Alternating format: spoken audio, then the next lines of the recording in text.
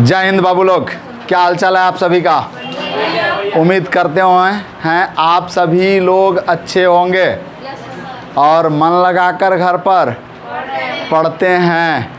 उम्मीद करें ना, पक्का। आवाज़ नहीं आ रहा इधर से, ये ऑर्केस्ट्रा देखने वाली जात, आवाज़ नहीं आ रहा आप लोगों में।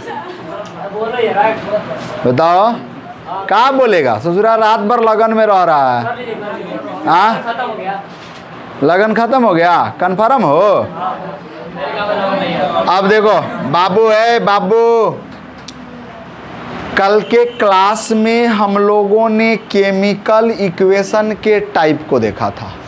आज क्या पढ़ेंगे तो केमिकल इक्वेशन का जो टाइप है संतुलित, असंतुलित, परमाणविक और आणविक, यानी balanced chemical equation, unbalanced chemical equation, atom molecular chemical equation और एटॉमिक केमिकल इक्वेशन देखेंगे। उसके बाद केमिकल इक्वेशन को संतुलित करने का तरीका देखेंगे। क्लियर है ना, कोई दिक्कत? तो चलो अब फटाफट पहला हेडिंग डालना संतुलित रासायनिक समीकरण। हेडिंग डाल लो भाई, संतुलित रासायनिक समीकरण।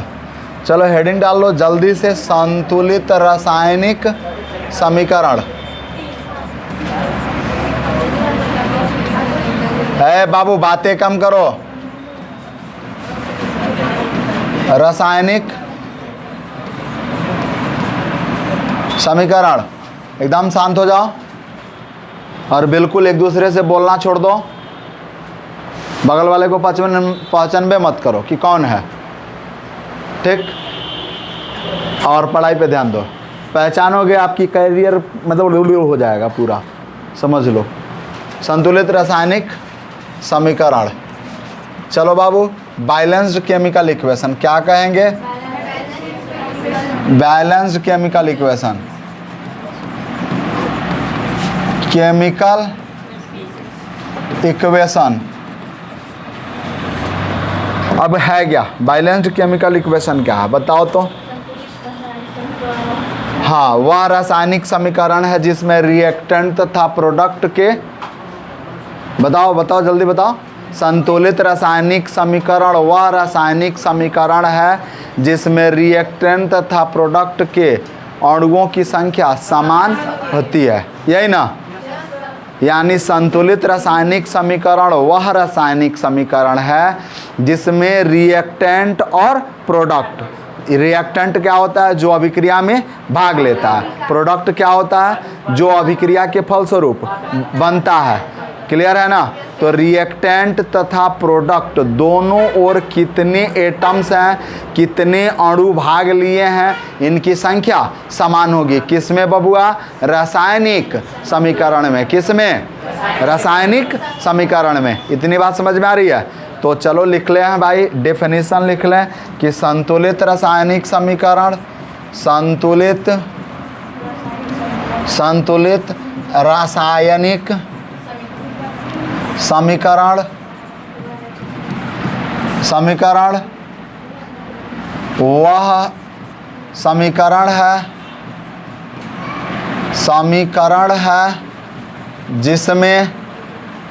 समीकरण है जिसमें रिएक्टेंट को क्या कह लेंगे भाई? अभिकारक। तथा प्रोडक्ट को क्या कह लेंगे बाबू? उत्पाद। के अणुओं की संख्या, समान होती है। संख्या समान होती है। समान का मतलब भाई इक्वल। समान का मतलब इक्वल होती है।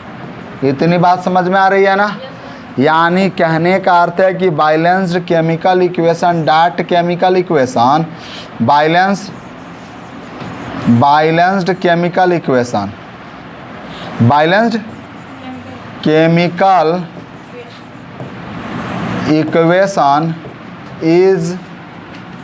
is that equation in which same number of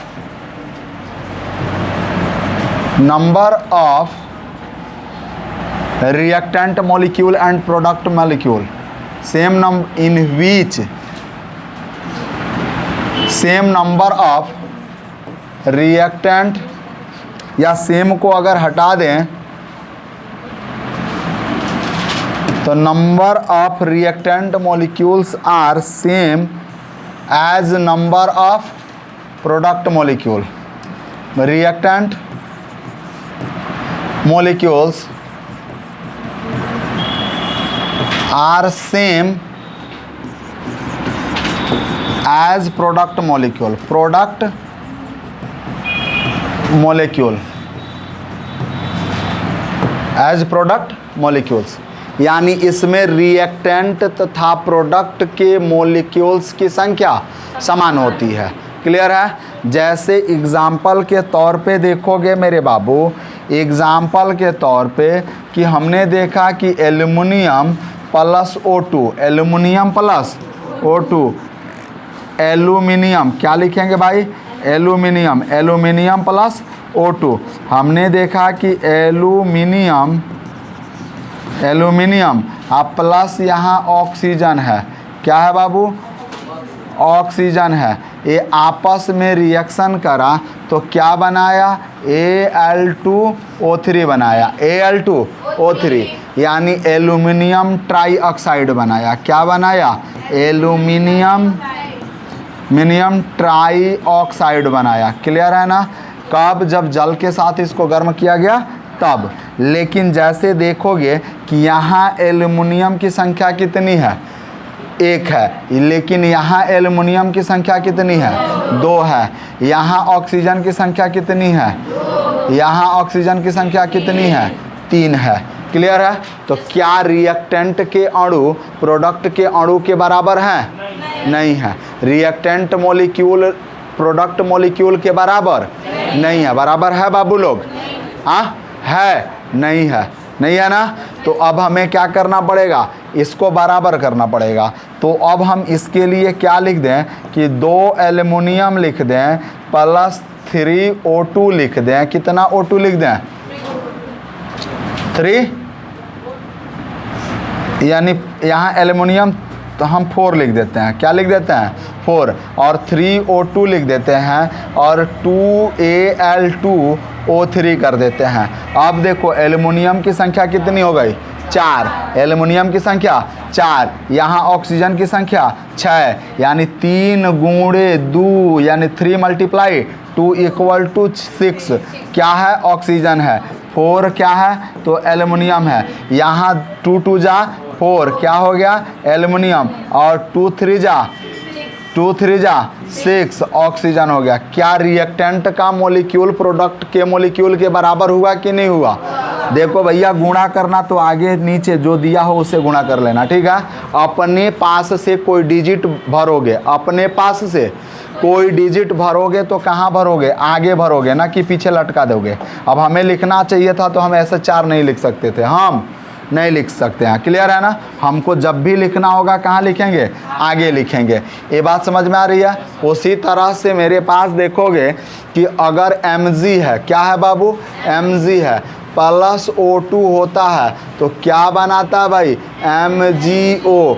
क्या रिएक्टेंट के मॉलिक्यूल प्रोडक्ट के मॉलिक्यूल के बराबर हैं? नहीं है। उधर मैग्नीशियम 1 है, इधर ऑक्सीजन 2 है, इधर मैग्नीशियम 1 है, ऑक्सीजन 1 है। क्लियर है ना? तो हम क्या करेंगे? अपने पास से कोई डिजिट भरेंगे तो 2 से मल्टीप्लाई कर देंगे। 2 से मल्टीप्लाई तो 2 मैग्नीशियम हो गया, 2 ऑक्सीजन, 2 मैग्नीशियम हो गया और 2 ऑक्सीजन। क्लियर है कि नहीं क्लियर है? तो मैग्नीशियम और ऑक्सीजन दोनों बराबर हैं कि नहीं है? है। उसी तरह से कोई और एग्जाम्पल ले मेरे बाबू, कोई और एग्जाम्पल, जो इच्छा आप बोलो एग्जाम्पल में। उसी तरह से हमने क्या किया? एक एग्जाम्पल और ले लिया।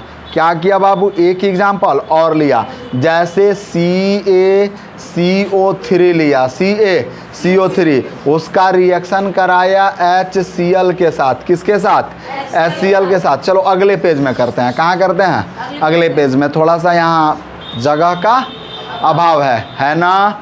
आगे बढ़ें, इसको नोट करोगे, चलो वीडियो पॉज करो और नोट करो, फटाफट नोट करो।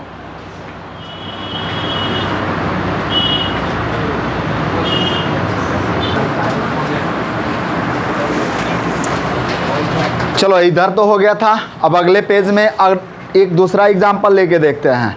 जैसे हमने एग्जाम्पल लिया CaCO3 का और इसके साथ हमने क्या अभिक्रिया करवाया, HCl का, क्या बनाएगा भाई, CaCl2 प्लस क्या बनाएगा, H2O प्लस क्या बनाएगा, CO2, क्या बनाएगा, CO2।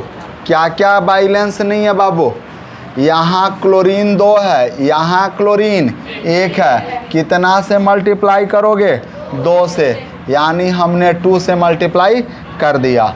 अब बाकी सब हमें लग रहा है बैलेंस्ड है, सब बैलेंस्ड है, क्लोरीन भी बैलेंस्ड है, हाइड्रोजन 2 है, हाइड्रोजन 2 है, ऑक्सीजन 2 1 3 यानी 2 3 है, कार्बन 1 है, कार्बन 1 है, कैल्शियम 1 है, कैल्शियम 1 है। तो सबसे पहले देखोगे इधर परमाणु, इधर क्या देखोगे, परमाणु, परमाणु में क्या क्या आता है, कैल्शियम, कार्बन, ऑक्सीजन, हाइड्रोजन और क्लोरीन। इधर हो गया परमाणु की बात, एटम्स की बात हम कर लिए, हम किसकी बात कर लिए भाई, एटम्स की। अब देखोगे बाबू इधर रिएक्टेंट में, रिएक्टेंट चलोगे बाबू, रिएक्टेंट देखोगे, क्या देखोगे, रिएक्टेंट। इधर क्या देखोगे बाबू, प्रोडक्ट में, क्या देखोगे, प्रोडक्ट में।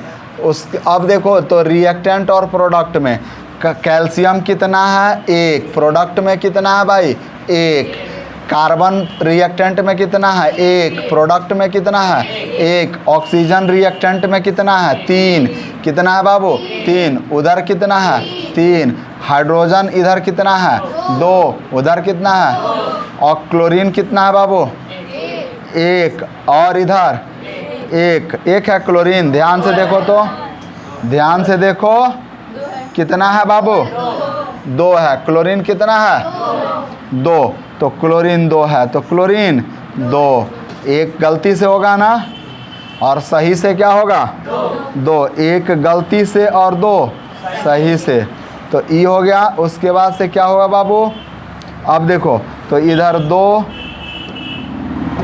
इधर 2, इधर भी 2, क्लियर हो गया, इतना बात समझ गया। रिएक्टेंट को हिंदी में क्या कहोगे, अभिकारक, और इधर क्या कहोगे, उत्पाद, क्या कहोगे, उत्पाद।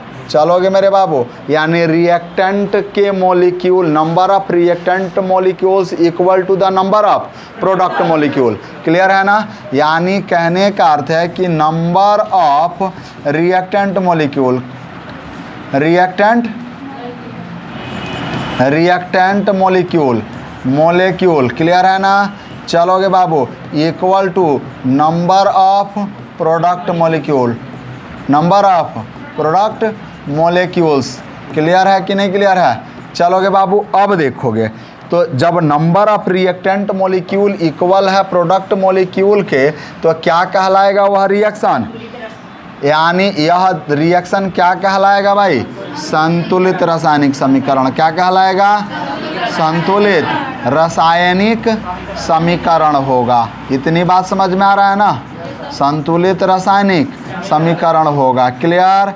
चलोगे मेरे बाबू, यानी this type of reaction is balanced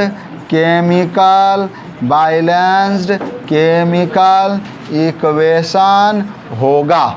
इतना बात समझ में आया।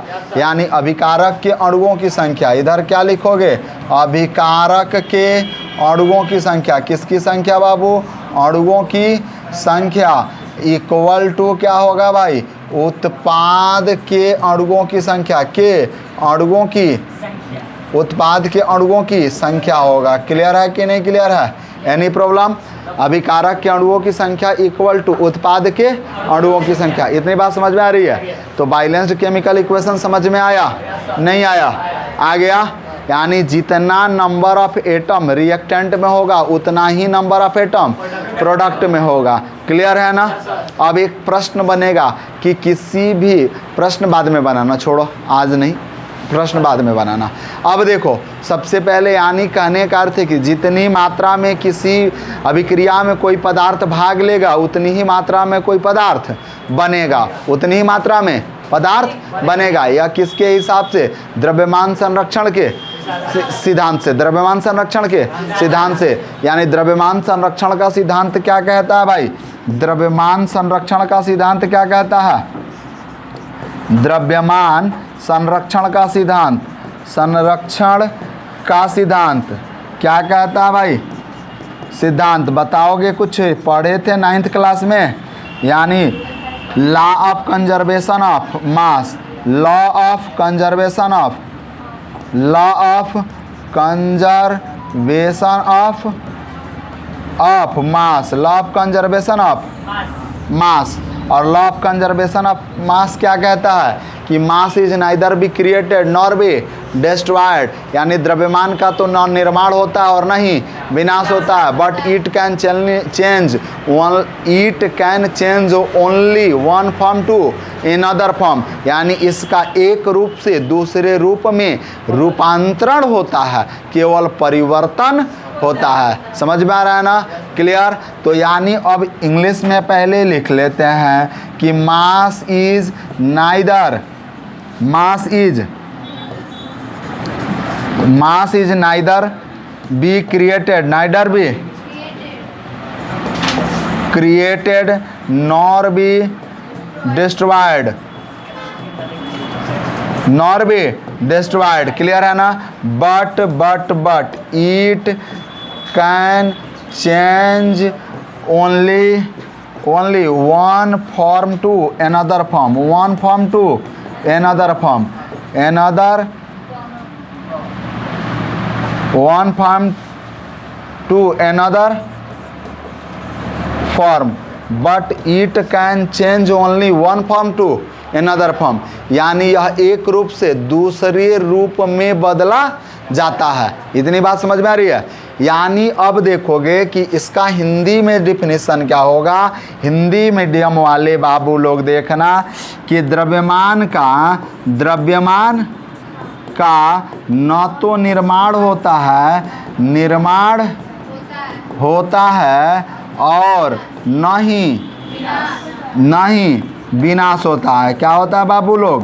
विनाश होता है, बल्कि इसका एक रूप से दूसरे रूप में रूपांतरण होता है। क्या होता है? रूपांतरण होता है। इसका एक रूप से दूसरे रूप में रूपांतरण होता है, चेंज होता है। जैसे चावल मिलाओगे भात बनाओगे। हाँ, अच्छा, चावल के साथ पानी भी मिलाओगे। हाँ, बात सही है। आजकल का नौका प्रचलन में लड़का सब बैठ रहा है पार्टी में तो कह रहा है नहीं चावल खाएंगे। अरे ससुरा भात खाओ, चावल खाओगे काचा मर जाओगे। समझ में रहा ना? लड़कियां भी नहीं थोड़ा चावल दे दीजिए, ऐसे चुनरा के। समझ में आ रहा है ना? अब गांव में एक तिलक आया था तो वहाँ हम खड़े थे, एक कोई 2-3 लड़कियों का समूह आया, कह अंकल चावल दीजिएगा, हम चावल खैबू तो मर जेबू। क्योंकि चावल कच्चा होता है यार, चावल पकने के बाद क्या बनता है? भात बनता है। भात कहने में शर्माना नहीं है। अब तो समझ में आ रहा है ना? तो आगे बढ़े। तो ये बात समझ में आया कि नहीं आया? आया। द्रव्यमान संरक्षण का सिद्धांत समझ में आया कि mass is neither be created nor be destroyed but it can transform और change one to another form. समझ में आ रहा है? चलो, इसी तरह से यह बैलेंस्ड केमिकल इक्वेशन भी कहता है कि जितनी मात्रा में हम भाग लेंगे उतनी ही मात्रा में बनेंगे, उतनी ही मात्रा में बनेंगे। अब तो समझ में आ रहा है ना? कोई दिक्कत? आगे बढ़े, पक्का। अब क्या है, अनबैलेंस्ड केमिकल इक्वेशन। क्या है बाबू, अनबैलेंस्ड केमिकल इक्वेशन। चलोगे बाबू, अगला हेडिंग डालोगे, अनबैलेंस्ड केमिकल इक्वेशन, असंतुलित रासायनिक समीकरण। क्या हेडिंग डालोगे, असंतुलित रासायनिक समीकरण, असंतुलित रासायनिक समीकरण। यानी इसमें रिएक्टेंट तथा प्रोडक्ट के दोनों ओर तत्वों के एटम्स की संख्या बराबर नहीं होती है। रिएक्टेंट्स और प्रोडक्ट के दोनों ओर नंबर ऑफ रिएक्टेंट मॉलिक्यूल और नंबर ऑफ प्रोडक्ट मॉलिक्यूल बराबर नहीं होते हैं। यानी इस प्रकार की अभिक्रिया में क्या लिखोगे मेरे बाबू, आई एम सॉरी, इधर से नहीं लिखेंगे।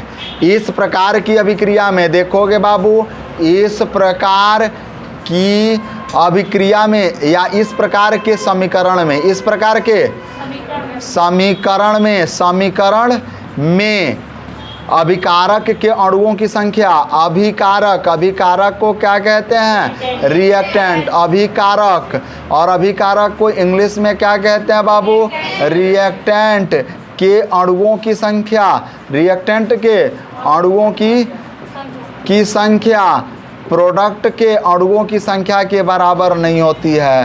प्रोडक्ट माने बाबू उत्पाद, प्रोडक्ट माने उत्पाद के अणुओं की संख्या के बराबर नहीं होती है। अणुओं की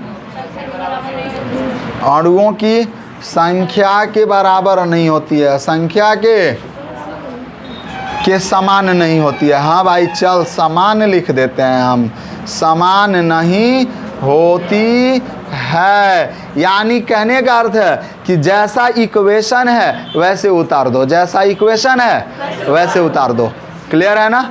यानी कुछ नहीं भैया, अगर कहा इसने कि अगर H2 है और गैसियस स्टेट में Cl2 है, गैसियस स्टेट में जैसे हमने क्या किया, सनलाइट दिया, क्या दिया, लाइट दिया, यानी सन लाइट दिया। क्लियर है ना। तो यह अभिक्रिया करके HCl बना लिया, कोई दिक्कत नहीं है। हाइड्रोजन 2 गो, क्लोरीन 2, लेकिन इधर हाइड्रोजन और क्लोरीन एक एक है, हाइड्रोजन और क्लोरीन एक एक है। यानी इधर H इक्वल टू कितना है, 2, Cl इक्वल टू कितना है, 2, इधर कितना, H equal to 1, Cl equal to 1, बराबर है, बराबर है, नहीं है। तो इसलिए यह क्या कहलाएगा, असंतुलित रासायनिक समीकरण कहलाएगा। क्लियर है कि नहीं क्लियर है।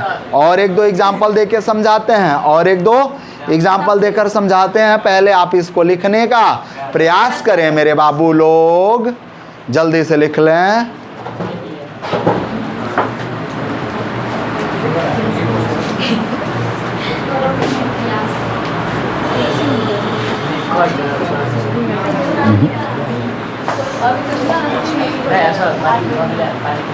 आगे बढ़े बाबू लोग, पक्का। चलिए आगे बढ़ते हैं। अब आगे हम लोगों को और भी बहुत सारे एग्जाम्पल्स देखने हैं। चलो आगे बढ़े ना, कहना ही आगे बढ़ें। देखो मेहमान ऊपर देखो, अगला एग्जाम्पल, बहुत सारा एग्जाम्पल्स है। जैसे हमने क्या किया, Mg का रिएक्शन कराया किसके साथ, O2 के साथ, गैसियस स्टेट में इसको बर्न किया तो बन गया MgO। उसी तरह से Al का रिएक्शन कराया O2 के साथ, इसको गर्म किया तो बन गया Al2O3। उसी तरह से हमने CaCO3 प्लस HCl का रिएक्शन कराया, बन गया CaCl2 plus CO2 plus H2O बन गया। उसी तरह से मेरे बाबू हमने क्या किया, CH4 लिया और इसको क्या किया, ऑक्सीजन की उपस्थिति में जला दिया, O2 की उपस्थिति उपस्थिति में जला दिया तो यह क्या बन गया बाबू, CO2 बन गया प्लस H2O बना प्लस क्या मिल गया, ऊष्मा। क्या मिल गया, ऊष्मा। क्या कार्बन और हाइड्रोजन आपस में बराबर हैं, नहीं है। क्या ऑक्सीजन और ऑक्सीजन आपस में बराबर है, नहीं है। उसी तरह से N2 लिया प्लस O2 लिया, बन गया क्या बाबू, NO बन गया। क्या बन गया, NO बन गया। उसी तरह से कल बताए थे कार्बन कोक होता है ना, कोक को ऑक्सीजन की उपस्थिति में एक्सेस मात्रा में एक्सेस अमाउंट है ऑक्सीजन का, जब जलाते हैं तो क्या बनता है, CO2। लेकिन ये तो बैलेंस्ड है भाई, ये क्या है, बैलेंस्ड है। ये रिएक्शन क्या है बाबू, बैलेंस्ड रिएक्शन है। इसी तरह से अगर हम क्या करें कि दूसरा इसी का दूसरा टाइप ले लें, हमने कल बताया था आपको कि कार्बन हो गया, कार्बन कोक हो गया और कोक को O2 की उपस्थिति में और लिमिट अमाउंट होना चाहिए, लिमिटेड होना चाहिए। अमाउंट कैसा होना चाहिए, लिमिटेड होना चाहिए। जब ये जलेगा तो क्या बनाएगा, CO, कार्बन मोनोऑक्साइड गैस। क्या यह सब संतुलित है, यह सब संतुलित है। देख लो, number of molecules reactant equal to number of molecules product बराबर, अभिकारक के अणुओं की संख्या बराबर नहीं है प्रतिफल के अणुओं की संख्या के। यानी देखने को मिला कि अभिकारक के अणुओं की संख्या अभिकारक के अणुओं की संख्या, मत बात करो आगे बैठ के, अणुओं की संख्या बराबर नहीं है बाबू। अभिकारक के अणुओं की संख्या बराबर नहीं है, नॉट इक्वल टू प्रतिफल के अणुओं की संख्या या उत्पाद के अणुओं की संख्या। क्लियर है ना, अणुओं की संख्या के, यानी ये बराबर नहीं है। यानी number of reactant molecules not equal to number of product molecules. Clear है ना। तो अनबैलेंस्ड केमिकल इक्वेशन यही है भैया कि number of reactant molecule not equal to number of product molecule. तो इसको क्या लिखोगे, अनबैलेंस्ड लिखोगे, अनबैलेंस्ड केमिकल इक्वेशन लिखोगे। समझ में आ रहा है ना। यानी असंतुलित रासायनिक समीकरण, असंतुलित रासायनिक समीकरण होगा अनबैलेंस्ड केमिकल इक्वेशन। इतना बात समझ में आया, कोई दिक्कत। यानी ए बैलेंस है भाई, ए लास्ट वाला क्या है, BALANCED है, बैलेंस्ड है यानी संतुलित है। जल्दी से आप उतारने का प्रयास करेंगे मेरे बाबू लोग, जल्दी से उतारिए।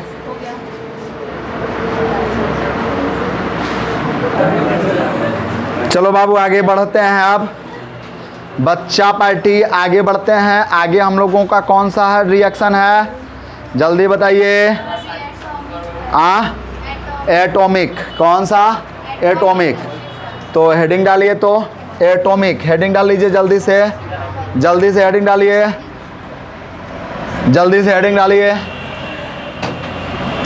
Atomic chemical equation, atomic chemical equation Hindi में क्या कहते हैं भाई, परमाणविक रासायनिक समीकरण। चलोगे मेरे बाबू, देखोगे सीधा सीधी कहता है कि it is the balanced chemical equation, it is the balanced chemical equation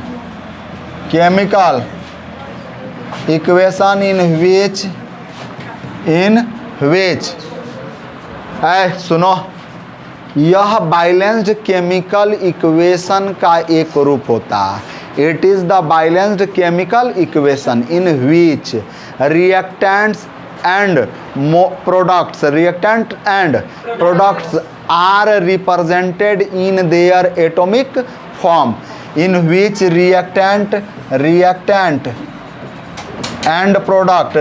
and products are represented in their atomic form, clear है ना। चलोगे बाबू, एटॉमिक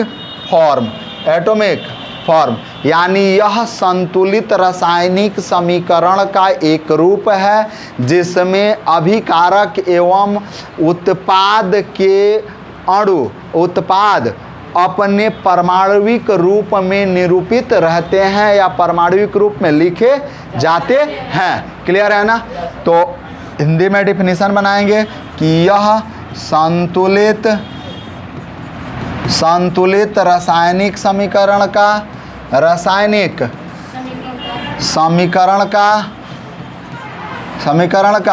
एक रूप है जिसमें अभिकारक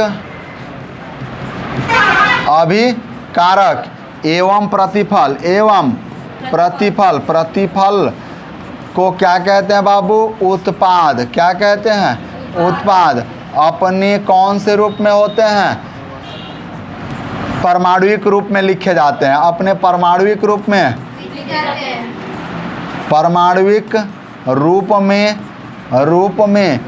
उपस्थित रहते हैं, अपने परमाणुविक रूप में उपस्थित रहते हैं। इतनी बात समझ में आ रही है ना। चलोगे मेरे बाबू, एग्जाम्पल देखोगे प्यारा सा खूबसूरत सा कि हमने भाग लिया Na से, रिएक्शन किससे करवाया भाई, Na से, प्लस बनाया H2O से बना मेरे बाबू NaOH प्लस क्या बन गया, H।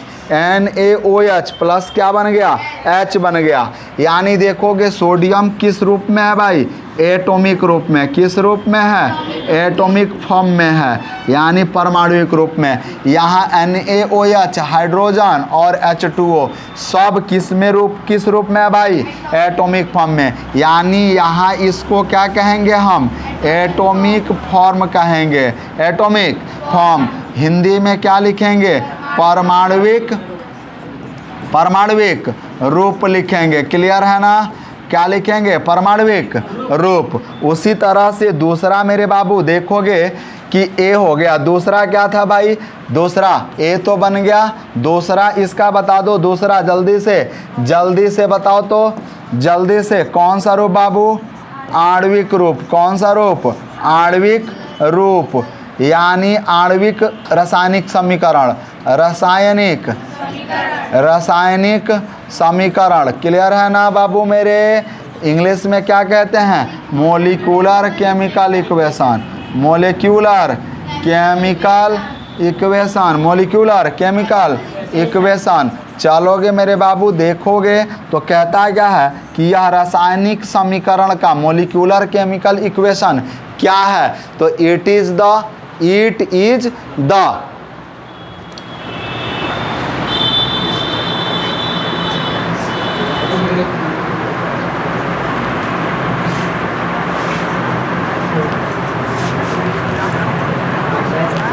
चलो देखो तो बाबू क्या हो गया है,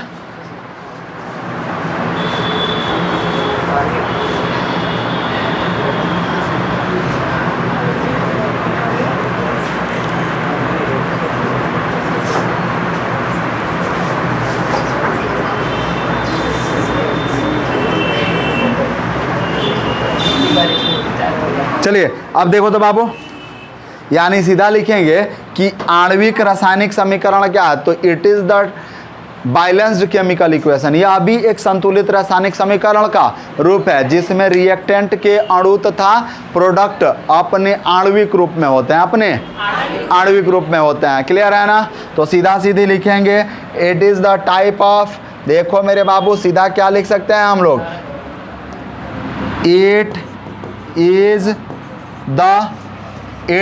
the balanced chemical equation, balanced chemical equation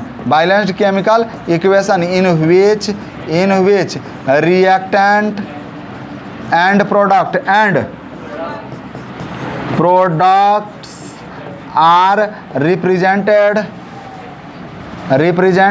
in their molecular form। चलोगे मेरे बाबू, अब तो समझ में आ रहा है ना? यानी यह क्या है, तो संतुलित रासायनिक समीकरण का एक रूप है। यह संतुलित रासायनिक समीकरण का एक रूप है जिसमें अभिकारक एवं प्रतिफल अपने आणविक रूप में उपस्थित रहते हैं। किस में रहते हैं भाई? अपने आणविक रूप में उपस्थित रहते हैं, आणविक रूप में उपस्थित रहते हैं। ये बातें हो गई बाबू। अब एग्जाम्पल देखोगे तो सबसे बड़ा एग्जाम्पल मेरे बाबू कि अगर हम इसी एग्जाम्पल को लें और हमने क्या लिया, Na+H2O, क्या बनाया मेरे बाबू, NaOH, और फिर प्लस में क्या बन गया, H2 गैस निकल गया। क्या इक्वेशन बैलेंस है? इक्वेशन बैलेंस है मेरे बाबू, बताओ तो, जल्दी बताओ, इक्वेशन बैलेंस है? इक्वेशन बैलेंस नहीं है। तो थोड़ा जगह बनाएंगे बैलेंस करने के लिए ना, थोड़ा सा क्या बनाएंगे, जगह बनाएंगे बैलेंस करने के लिए। देखो ये बवाल कर रहा है, तो बवाल कर रहा है तो हम इसको मिटका देते हैं। देखो इसको हम फिर लिख दे रहे हैं, क्या हमने लिया, Na+ क्या लिया बाबू, H2 लिया, और रिएक्शन कराया तो क्या बन गया, NaOH प्लस क्या बन गया, H2 गैस निकल गया, प्लस H2 गैस निकल गया। इतना बात समझ में आ रहा है बाबू कि नहीं आ रहा है? आ रहा है ना? अब देखो तो बाबू H2 गैस निकल गया। क्या इक्वेशन बैलेंस है? नहीं है, तो बैलेंस करना पड़ेगा ना। तो बैलेंस करो मेरे बाबू, तो फटाक से इक्वेशन बैलेंस करो। कितना से गुणा करोगे, 2 से। कितना से गुणा करोगे, 2 से। हो गया इक्वेशन बैलेंस। अभी भी नहीं हुआ भाई, अब हाइड्रोजन 4 हो गया, तो यहाँ कितना से करोगे, 4 से। लेकिन ऑक्सीजन तो लिखे ही नहीं आप, तो ऑक्सीजन हो गया H2O। क्या इक्वेशन बैलेंस है? कहाँ बैलेंस है बाबू? इक्वेशन बैलेंस है? अभी भी नहीं है ना। तो इक्वेशन बैलेंस करो फटाफट, बोलो।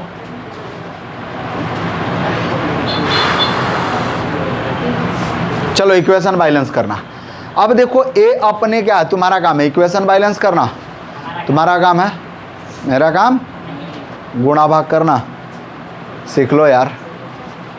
हाँ बोलो, क्या है, कुछ बुद्धि दो। अच्छा लैपटॉप हटा दें, चलो लैपटॉप हटा दिए यार। और बोलिए, कुछ बुद्धि दीजिए। देखो अब ए अपने किस रूप में है भाई, जैसे हमने मॉलिक्यूल गुणा करना शुरू किया, क्या करना शुरू किया, गुणा करना शुरू किया, तो किस रूप में आ गए, मॉलिक्यूलर रूप में। किस रूप में आ गए, मॉलिक्यूलर फॉर्म में आ गए। देखो यहाँ गुणा नहीं किया गया, किसी भी डिजिट से गुणा किया गया, नहीं किया गया, किसी भी डिजिट से गुणा। तो यह कौन से फॉर्म में थे, कौन से फॉर्म में, लेकिन इधर वाले में क्या कर दिया गया है, तो कौन सा फॉर्म हुआ, आणविक रूप। कौन सा रूप, आणविक रूप। कोई दिक्कत है? इतनी बात समझ में आ गई। गुणा करोगे किसी डिजिट से तो मॉलिक्यूलर फॉर्म, गुणा नहीं करोगे तो एटॉमिक फॉर्म, गुणा नहीं करोगे तो एटॉमिक फॉर्म। क्लियर है ना? चलो अब इसको लिख लो तो बाबू, फटाक से लिख लो, फटाक से लिख लो। लिख लिया? आगे बढ़े हम लोग। चलो अब आगे बढ़ते हैं। तो अगला टॉपिक हम लोगों का क्या है, जल्दी से बता दीजिए। अगला टॉपिक क्या है? टॉपिक बताइए, टॉपिक। अगला टॉपिक क्या है? रासायनिक समीकरणों को संतुलित करना। रासायनिक समीकरणों को कितने नियम बताए गए थे? संतुलित करने के लिए कितने नियम बताए गए थे? 5। पढ़ना कितना है? 3। कितना पढ़ना है? 3। तो इन तीनों नियम को, रासायनिक समीकरणों को संतुलित करने के लिए इन तीनों नियमों को कल पढ़ेंगे हम लोग। कब पढ़ेंगे? कल पढ़ेंगे। आज के लिए सिर्फ इतना ही। हंसते रहिए, मुस्कुराते रहिए और यूं ही पीसीएम क्लासेज में पढ़ने आते रहिए। जय हिंद, जय भारत। एक बार और बोलिए तो जोर लगा के, जय हिंद।